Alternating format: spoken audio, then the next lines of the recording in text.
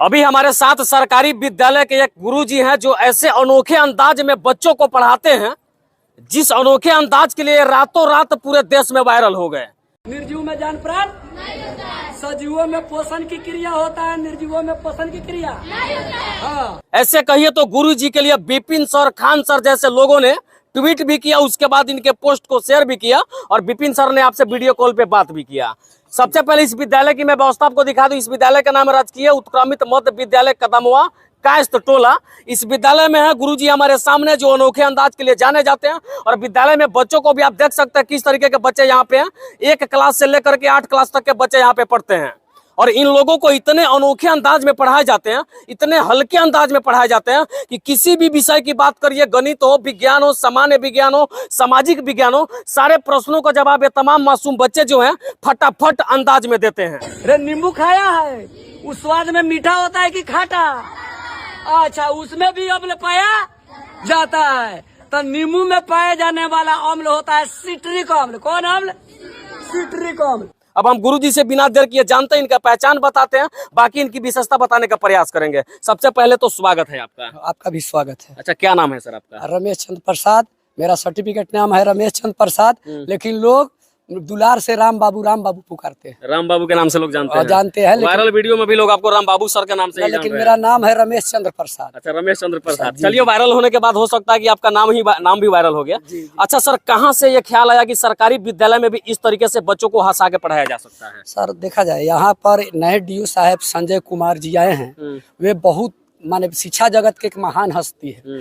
वे वैसे तो माने हम लोग पढ़ाने का काम शुरू से कर रहे हैं, लेकिन जब वो आए हैं संजय कुमार जो नए DO आए हैं, उनके द्वारा हम इतना प्रेरित हुए हैं, इतना प्रभावित हुए हैं कि इस काम को सोच रहे हैं कि सरकारी स्कूल का जो नाम पढ़ाने के क्रम में बदनाम किया जा रहा है, तो हम सोच रहे हैं कि हम अपने विद्यालय को ऐसे विद्यालय बनाए कि माने सर का जो एम है, सर का जो DO साहब का एम है कि बिहार के शिक्षा को उन्नत किया जाए, तो हम भी अगर सर को अगर अपना योगदान देते हैं तो उन्नत हो सकता है। तो सर के कार्य से हम इतना प्रभावित हुए, उन्हीं से प्रेरित होकर हम चाह रहे हैं कि बिहार के शिक्षा व्यवस्था को बदल दिया जाए, अच्छे मुकाम पर पहुंचे। यानी कि बिहार के सरकारी विद्यालय की जो व्यवस्था उस पर लगातार सवाल होता है। हम लोग भी वीडियो करते हैं, आप देखते होंगे। किसी भी विद्यालय में जाए तो वहाँ के शिक्षक पहले कहते हैं परमिशन लेटर, इस बात को लेकर लड़ाई होती है।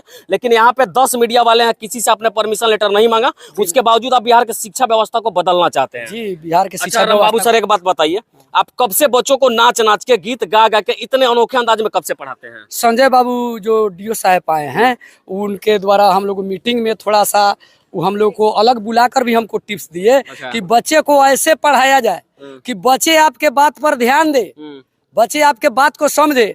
आप कुछ कह रहे हैं लेकिन बच्चे उससे प्रभावित नहीं हो रहे हैं, तब उसमें छिजन की समस्या आता है, बच्चे का मन उबता है।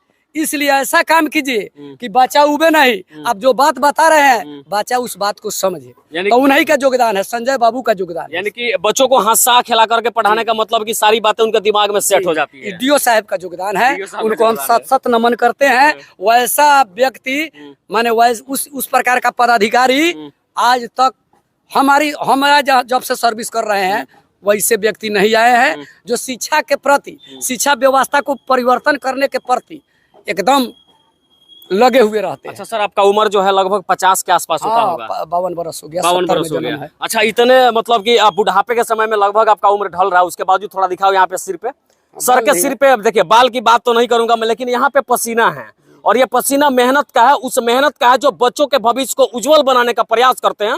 एकदम अभी प्रार्थना का समय, बच्चे प्रार्थना कर रहे थे, उस समय हम पहुंचे, उसका भी विजुअल आप देख सकते होंगे। लेकिन इतना मेहनत सरकारी विद्यालय में होने के बाद भी क्या करते हैं, बहुतों शिक्षक जो कहते हैं हम पढ़ाएंगे तब भी पैसा मिलेगा, नहीं पढ़ाएंगे तब भी पैसा मिलेगा, लेकिन आप इतना मेहनत काहे करते हैं? देखा जाए, हमारी बहाली हुआ है, शिक्षक का पद जो होता है, गुरु का जो पद होता है, ईश्वर से भी ऊंचा होता है। अच्छा, मेरी नियुक्ति होता है, नियुक्ति हुआ है बच्चे को पढ़ाने के लिए। मेरा मूल कर्तव्य है, माने कर्तव्य है बच्चे को पढ़ाना। अगर मान लेते हैं हम बच्चे को पढ़ाते नहीं है, इसी तरह पैसा उठाएंगे, तो क्या होगा? जो गुरु का जो पद है, उनकी जो गरिमा है, उस गरिमा को हम कलंकित करेंगे। यानी बिना पढ़ाए जो शिक्षक पैसा लेते हैं वो कहीं ना कहीं गुरु की गरिमा को कलंकित करते हैं। अब हम दूसरे शिक्षा के बारे में नहीं करेंगे, लेकिन वैसे जो अगर नहीं करते हैं तो क्या होगा, हम शिक्षक का जो पद है उस पद को हम कलंकित करेंगे। अच्छा सर, आप इतना मेहनत करते हैं लेकिन औरों विद्यालय के जो शिक्षक है जिम्मेवारी के साथ बच्चों को नहीं पढ़ाते। भली बात आप भी जानते होंगे, चाहे आप लोग का शिक्षकों का मीटिंग होता होगा, वहाँ पे भी आता होगा, सोशल मीडिया पे एक्टिव रहते हैं तो वहाँ पे भी बहुत सारा वीडियो देखने के लिए मिलता होगा। उन लोगों से क्या कहना चाहते हैं? अधिकांश शिक्षक पढ़ाते हैं, कुछ ऐसे शिक्षक होते हैं जो इस काम से थोड़ा सा विमुख होते हैं। अच्छा, वैसे लोगों को क्या कहना चाहिए? वैसे लोगों को कहेंगे कि हमको शिक्षा, इस जीवन में जो शिक्षक का पद मिला है, यह पद जो होता है, यह जो स्थान होता है, भगवान से भी ऊंचा स्थान इसको दिया जाता है, इसका दर्जा दिया जाता है। अगर इस पद का जो प्राप्त किए हैं उस पद का सदुपयोग नहीं कीजिएगा तो हो सकता है दूसरे जीवन में, दूसरे जन्म में हमको शिक्षा का पद मिलेगा कि नहीं मिलेगा, दूसरे जीवन में पछताना होगा।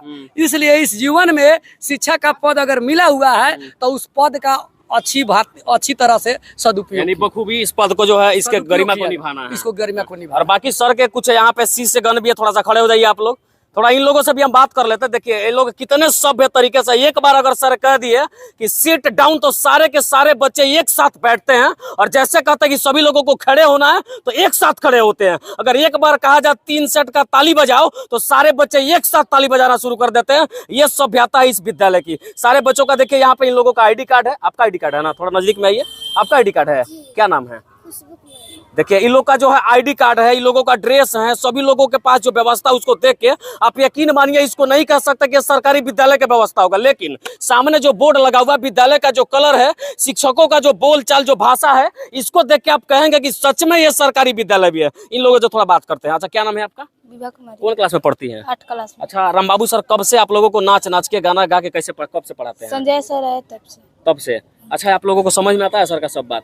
जी। जितना पढ़ाते हैं समझ जाती हो? जी। समझ में आता है बाबू? जी।